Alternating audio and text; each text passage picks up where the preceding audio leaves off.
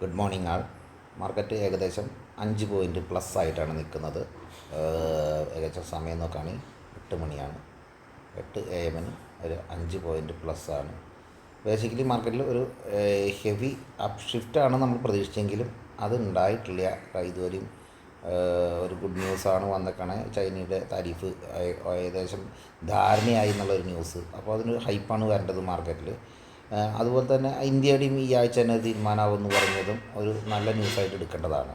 പക്ഷേ എന്തുകൊണ്ടോ ഇതിങ്ങനെ കയറാത്തതിന് പ്രധാനപ്പെട്ട കാരണം ഈ US ഡോളറിൻ്റെ അപ്പ് ട്രെൻഡായിട്ടാണ് ഞാൻ കാണുന്നത്. അപ്പോൾ US ഡോളർ അപ്പ് ട്രെൻഡിലേക്ക് വരികയാണെങ്കിൽ, ഇന്ത്യൻ റുപ്പി IND താഴത്തേക്ക് വരികയാണെങ്കിൽ സ്വാഭാവികമായിട്ട് FIS എക്സിറ്റ് അടിക്കാനുള്ള സാധ്യത കൂടുതലാണ്. അതൊന്ന് മനസ്സിൽ കരുതിക്കൊള്ളണം. ബേസിക്കലി പോസിറ്റീവ് ആണെങ്കിലും ഈ ഒരു സെക്ഷൻ നമുക്ക് പ്രശ്നമായി മാറുന്നുണ്ട്. അതിലൊരു ഭീകര രൂപം ഞാൻ കാണിച്ചു തരാം. എന്താ കാരണം അങ്ങനെ പറയുന്നതിന് കാരണം ഞാനൊരു കാരണം കൂടിയും പറയാം. അപ്പോൾ രണ്ട് സൈഡിലും ട്രേഡ് ചെയ്യാനുള്ള ഒരു മൈൻഡ് എല്ലാവർക്കും ഉണ്ടാകണം. അതിലൊരു പ്രധാനപ്പെട്ട കാരണം ഞാൻ പറയാം എന്താണെന്ന്. അത് ഞാൻ വീഡിയോ ഫോട്ടോ ആയിട്ട് കാണിക്കാം. മെയിനായിട്ട് എനിക്കതിൽ പറഞ്ഞു വരുന്നത് നിങ്ങളിത് നോക്കിയാൽ ഗ്രാഫ് നോക്കിയാൽ കാണാൻ പറ്റും. മാർക്കറ്റിൽ വളരെ നന്നായിട്ട് ഇപ്പം നിങ്ങളിത് മുമ്പത്തെ ആഴ്ച ഉണ്ടായ സംഭവമാണ്. മുമ്പത്തെ ആഴ്ച ഞാനിപ്പോൾ 5 ഡേയ്സിൻ്റെ ഡീറ്റെയിൽസ് എടുത്തിട്ടുണ്ടെങ്കിൽ മനസ്സിലാവും. 5 ഡേയ്സിൽ ഇവിടെ കാണാവുന്നതാണ്. ഫ്ലാറ്റായിട്ട് നമ്മൾ ഇത് 88 അങ്ങനെ ഓടിക്ക് മാറി 88, 22 അങ്ങനെ പോയി ഇവിടെ 88, 37 കണ്ട ഇവിടെ വരെ ഓക്കെയാണ്. ഈ സ്ഥലം വരെ അതിന് 29 തീയതി വരെ ഓക്കെ ആയിരുന്നു.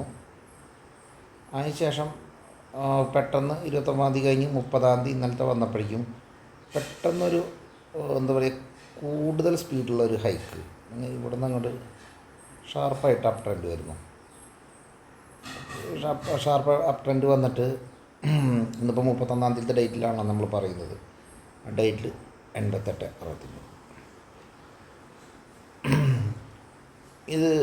ഇതാണ് FISൻ്റെ ഒരു സപ്പോർട്ട് കിട്ടാത്തതിന് കാരണമാകാനുള്ള സാധ്യത. കാരണം ഇത് അപ്പ് ട്രെൻഡിലേക്ക് പോകുന്നതോറും അവർക്ക് ലോസ് കൂടും, അറിയാമല്ലോ. അപ്പോൾ അതുകൊണ്ട് അവർ സ്വാഭാവികമായിട്ട് എക്സിറ്റ് ചെയ്യാനുള്ള സാധ്യത ഇന്നും നിലനിൽക്കുന്നതുകൊണ്ടാണ് നമുക്ക് ഇന്ന് ഒരു ഗുഡ് ന്യൂസിൻ്റെ എഫക്റ്റ് കിട്ടാൻ സാധ്യതയുണ്ട്. അപ്പോൾ ഒന്നില്ലെങ്കിൽ മാർക്കറ്റ് സൈഡ് വൈസ് ആവും, അല്ലെങ്കിൽ മാർക്കറ്റ് നെഗറ്റീവ് പോയിട്ട് വരും. അപ്പോൾ ഇവിടെ ഒരു കാര്യം എടുക്കാം. ഒന്നെങ്കിൽ സൈഡ് വൈസിൽ ട്രേഡ് ചെയ്യാം, അല്ലെങ്കിൽ നെഗറ്റീവായിട്ടും ട്രേഡ് വരാം. ഓക്കെ, ശ്രദ്ധിക്കുക. ഇവിടെ നമുക്ക് ചെയ്യാവുന്ന അടുത്ത് സപ്പോർട്ടും റെസിസ്റ്റൻസും ഒക്കെ ഇൻഡെക്സിൻ്റെ നോക്കി ട്രേഡ് ചെയ്യുക എന്നുള്ളതാണ് ട്രേഡേഴ്സിനെ സംബന്ധിച്ച്. സപ്പോർട്ട് എടുക്കുക. 945 ഞാൻ സപ്പോർട്ട് തരാം. ഓക്കെ, എല്ലാവരും അറിഞ്ഞ ന്യൂസ് തന്നെയാണ്, അറിയാവുന്നതാണ് എല്ലാവർക്കും. എന്തായാലും താരിഫ് ഏകദേശം ധാരണയായിട്ട് അത് ബില്ല് പാസ്സായില്ല. പക്ഷേ അമേരിക്കൻ സെക്രട്ടറി പറഞ്ഞിരിക്കുന്നത് അടുത്ത ആഴ്ച തന്നെ ഫുൾഫിൽ ചെയ്യാൻ പറ്റുന്നതാണ് ആൾ പറഞ്ഞത്. അപ്പോൾ ഇവിടെ ഒരു കേസ് കഴിയുകയാണ്. ഇനിയിപ്പോൾ ഇന്ത്യയുള്ള കേസുകൾ ഏകദേശം സോൾവ് ആവുമെന്ന് തന്നെയാണ് ഞാൻ വിചാരിക്കുന്നത്. കാരണം ചൈനയുടെ കേസിൽ സോൾവ് ആയ പോലെ ഇന്ത്യയും ചെറിയ സോൾവ് ആവാനുള്ള സാധ്യത കൂടുതലായതുകൊണ്ട് ആ ഒരു നെഗറ്റീവ്സൊന്നും ഇനി മാർക്കറ്റിൽ എടുക്കാൻ വഴിയില്ല. ഓക്കെ,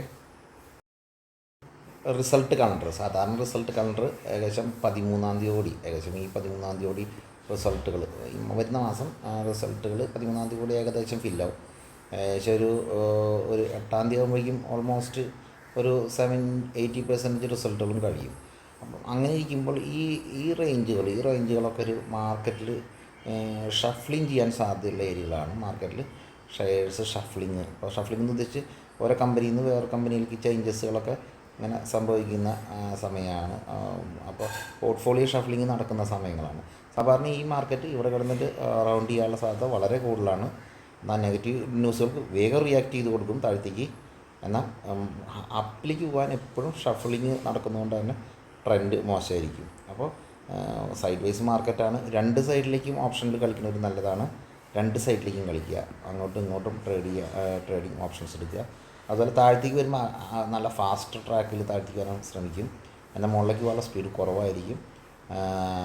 അപ്പോൾ ശ്രദ്ധിക്കേണ്ട കാര്യങ്ങൾ ഇതൊക്കെയാണ്. 13 തീയതി ഈ റിസൾട്ടിൻ്റെ ഒരു എൻഡ് കഴിയുമ്പോൾ ഷഫ്ലിങ്ങിൻ്റെ ഒരു എഫക്റ്റ് കൂടിയും വരും. മുന്നേ കൂട്ടി നമ്മൾ പറഞ്ഞതൊന്ന് അട്രാക്ഷൻ കണ്ടിന്യൂ ചെയ്യുന്നതായിട്ട് ചില കൗണ്ടറുകളൊന്ന് ജസ്റ്റ് ഒന്ന് ടച്ച് ചെയ്ത് കാണിക്കുമെന്ന് മാത്രമേ ഉള്ളൂ.